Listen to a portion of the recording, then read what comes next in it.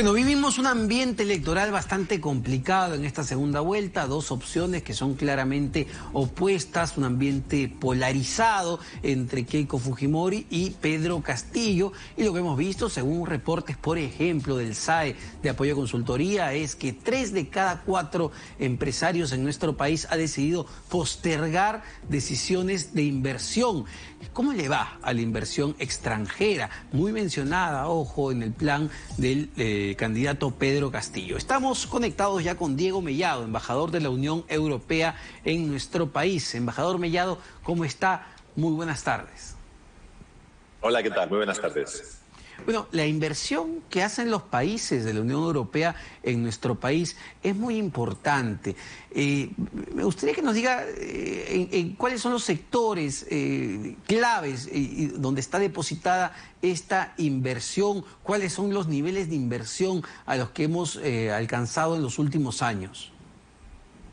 Bueno, una de las características de la inversión europea es precisamente su diversidad, o sea que se encuentra en muchos sectores, pero desde luego aparece en la minería, en los servicios en general, como telecomunicaciones, servicios bancarios, en el consumo también y en realidad en muchos rubros. O sea que es una inversión que lleva aquí mucho tiempo, de hecho hay un carácter muy duradero de esa inversión y ha ido ampliándose también, ¿no? De hecho, cada año la suma, el stock de la inversión europea es de las más importantes aquí en el Perú. Y tenemos un saldo bastante importante de alrededor de los 20.000 millones de dólares acumulado. Y sigue habiendo un interés muy fuerte de la industria europea. Hemos visto grandes proyectos en los últimos años y bueno, ayer tuvimos una conferencia de prensa con Eurocámaras, los representantes de los empresarios europeos, y muchos de ellos hablaron precisamente, estaba el presidente de Eurocámaras y habló del interés que todavía tiene la empresa europea en el Perú.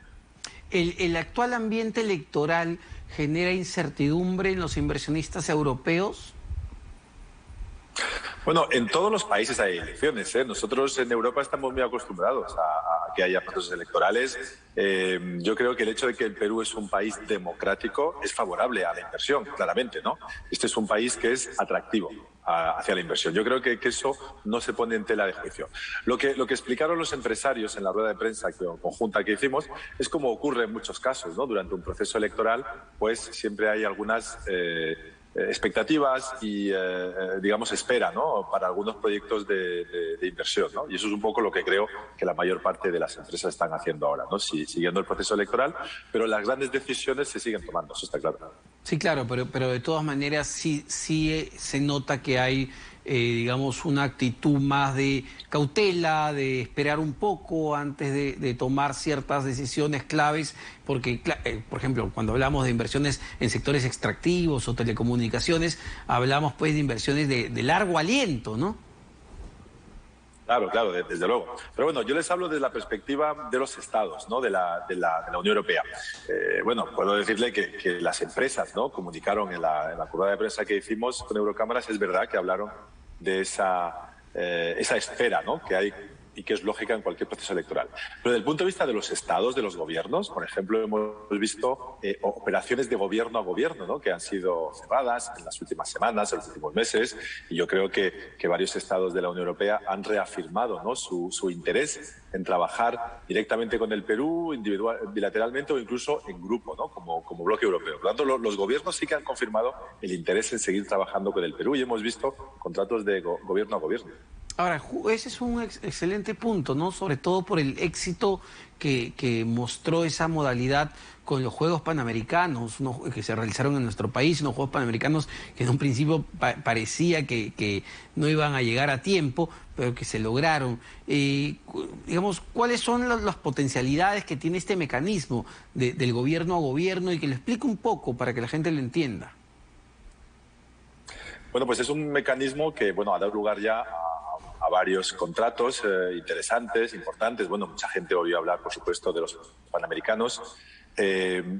Recientemente se firmó otro contrato, en este caso con Francia, sí, sobre la carretera central, ¿verdad?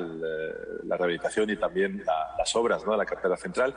Y yo creo que hay muchas otras oportunidades también. El Perú tiene una gran brecha de infraestructura y es algo que reconoce el gobierno, que reconoce los organismos internacionales y a través del gobierno a gobierno es una de las modalidades. Existen otras, desde luego, y yo creo que es totalmente legítimo que el gobierno peruano esté siempre evaluando y reevaluando cuál será la mejor modalidad. Pero en Europa tenemos mucha experiencia en muchísimas áreas de infraestructura, no solo carreteras, como es el caso ahora con Francia, pero también en sanidad, el sector sanitario, que va a ser fundamental en la recuperación postpandémica, en la educación también, grandes universidades, grandes empresas europeas, ¿no?, de construcción, en grandes sectores, aguas, saneamiento. Europa tiene una gran experiencia, ¿no? Y yo creo que el interés está ahí, se ha demostrado, y en el futuro estoy seguro que los gobiernos europeos seguirán contribuyendo a estas obras a través de la modalidad gobierno a gobierno. Y hay un tema de colaboración técnica, es decir, cuando se firman estos acuerdos entre los gobiernos, también le dan los países que tienen más experiencia en esto el conocimiento técnico de cómo llevar a cabo digamos de la mejor manera y de la manera más transparente, sobre todo las concesiones, luego de todo lo que hemos visto, no solo en el Perú, sino en América Latina, con los casos de corrupción emblemáticos como el caso Lavallato, ¿no? Claro, no, desde luego, o sea, la modalidad gobierno a gobierno ofrece ventajas, o sea, no es la panacea, no es la solución para todo y desde luego siempre hay que evaluar las distintas opciones, ¿no? Existen otras opciones también, de lo que se trata es de buscar siempre la solución más eficaz, más transparente, más justa desde el punto de vista de la competencia internacional. Nosotros como bloque europeo defendemos la competencia internacional, o sea, la contratación pública basada en licitaciones, y de hecho incluso, ¿no?, cuando hay un contrato gobierno a gobierno todavía después sigue habiendo licitaciones, ¿no? Es importante para asegurar la transparencia y la mayor eficacia y para evitar también precisamente lo que hacía referencia, ¿no?, los conflictos de interés, la corrupción y los problemas que hemos visto en esta región y que incluso en Europa también pueden ocurrir. Ahora, esta es una pregunta más de concepto, embajador. Se habla mucho del modelo, ¿no? Del modelo económico, ahora sobre todo en las elecciones.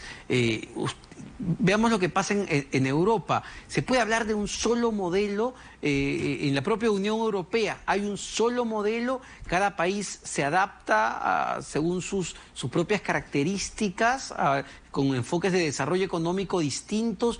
¿Cómo harían el análisis sobre el modelo económico? Sí, yo creo que eso es una pregunta fundamental, porque está sobre la mesa en Europa, pero también en América Latina, ¿no? En el Perú lo estamos viendo ahora durante este proceso electoral. Lo que tenemos en Europa son una serie de principios comunes muy importantes. Y es verdad que hay un modelo, o sea, basado en la economía de mercado, clarísimamente, ¿eh? La economía de mercado en Europa con libre emprendimiento, con libre competencia, dentro de una sociedad democrática, abierta, libre. Ese es nuestro modelo. Pero una cosa muy importante es el aspecto social. Y de hecho, este mismo fin de semana, hace unos días, ha habido una cumbre europea especialmente dedicada al pilar social del modelo económico. Y yo creo que eso es algo también que aquí en el Perú forma parte del debate electoral y desde que yo llevo 4 años en este país, ¿no?, y está constantemente en la agenda la discusión sobre la dimensión social. Yo creo que el Perú además tiene la ventaja de tener una posición macroeconómica envidiable, muy buena, muy positiva. Por tanto, existen recursos, hay fondos para poder desarrollar este aspecto social, ¿no?, para que el modelo de economía de mercado también ofrezca oportunidades, ofrezca protección social a los más vulnerables y sobre todo servicios públicos como la educación, la salud, ¿verdad?, y todos los servicios que piden los ciudadanos. Por lo tanto, yo creo que en el Perú hay un gran potencial de desarrollar el modelo económico que ha funcionado, que ha dado esta estabilidad macroeconómica tan importante, pero donde se le puede añadir esa dimensión social, ¿no? Y Europa puede aportar su experiencia. De hecho, ya lo estamos haciendo en el diálogo que tenemos y la cooperación técnica con el gobierno peruano. Perfecto, embajador. Muchísimas gracias. Como siempre, un gusto. El embajador de la Unión Europea en nuestro país, Diego Mellado. Son las 4:58. Nos tenemos que despedir, pero vamos a revisar